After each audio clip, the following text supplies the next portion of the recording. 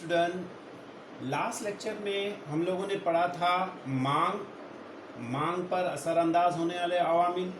आप ये पॉइंट को बहुत अच्छे से सीखो, बहुत आसान सा पॉइंट है। तकरीबन इकोनॉमिक्स के हमारे 4 बड़े आंसर इस पे तैयार होंगे।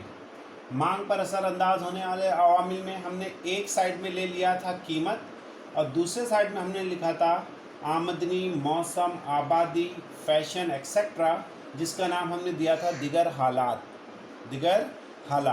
चलो प्लीज़ ये दोनों को बहुत गौर से देखो। एक ग्रुप बनाया गया है, एक ग्रुप में है कीमत और दूसरे ग्रुप में है दिगर हालात।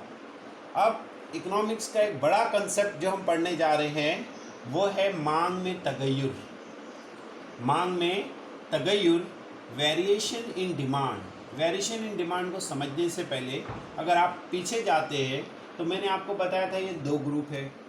इस ग्रुप में हम पहले कीमत को मौका देते हैं और दिगर हालात जो होंगे वो no changes in other thing being equal. इसका मतलब होता है दिगर हालात जैसे थे वैसे रहेंगे। मौसम, फैशन, आबादी, इसमें कोई तब्दीली नहीं होगी और तब्दीली सिर्फ और सिर्फ इसमें होगी कीमत में। अगर आप इस चीज़ को समझते हैं तो हम मांग में तगय्युर आसानी से सीख सकते हैं। जिस तरह यहाँ पे लिखा गया है, दिगर अवामिल हस्ब मामूल हो, अगर कीमत में तब्दीली के सबब मांग मुतासिर होती है यानी कम या ज़्यादा होती है तो इसे मांग में तगय्युर कहते हैं। मालूम हुआ कि मांग में तगय्युर कीमत की वजह से होता है, जबकि दिगर हालात ये हस्बे मामूल होते हैं यानी इनमें कोई तब्दीली नहीं होती। इसको इस तरह दिखाया जाएगा, वेरिएशन इन डिमांड, मांग में तगय्युर।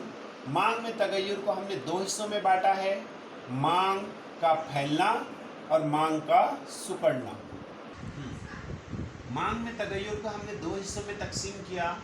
मांग का फैलना, extension of demand. Extension of demand को सीखना नहायत आसान। सबसे पहले हम एक शर्त रख देते हैं, दिगर हालात हस्ब मामूल हो। इसका एक दूसरा मतलब होता है दिगर हालात में कोई तब्दीली ना हो। अगर किसी अशिया की कीमत कम हो जाए तो मांग बढ़ जाएगी।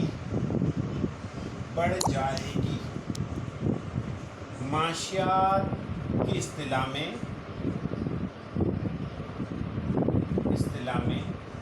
इसे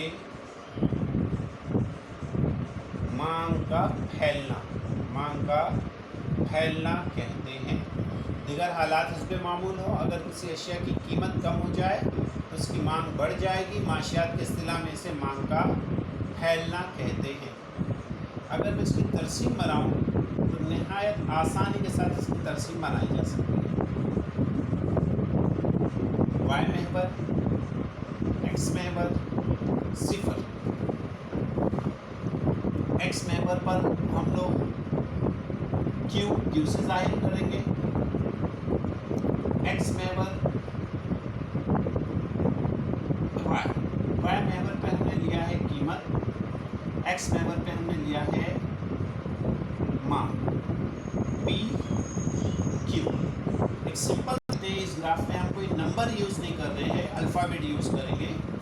पी सबको पता है, कीमत कम ज़्यादा होना, मांग कम ज़्यादा होना।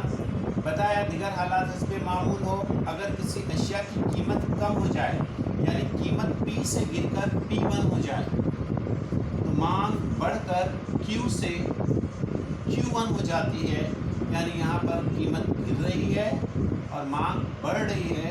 अगर आप इस पोर्शन को देखते हो तो खत DD, तो ये जो जाहिर हो रहा है इसे हम कह सकते हैं मांग का फैलना।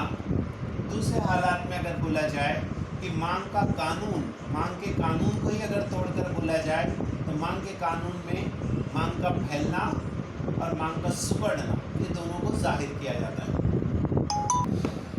मांग के तगय्युर का दूसरा हिस्सा है मांग का सुगड़ना। मांग का सुगड़ना, कॉन्ट्रैक्शन इन डिमांड। अगर इसको इस तरह देखेंगे, दिगर हालात हस्बे मामूल हो, अगर किसी अशिया की कीमत बढ़ जाए तो इसकी मांग घट जाएगी, गिर जाएगी, कम हो जाएगी। माशियात की इस्तिलाह में से, माशियात की इस्तिलाह में से मांग का सुगड़ना,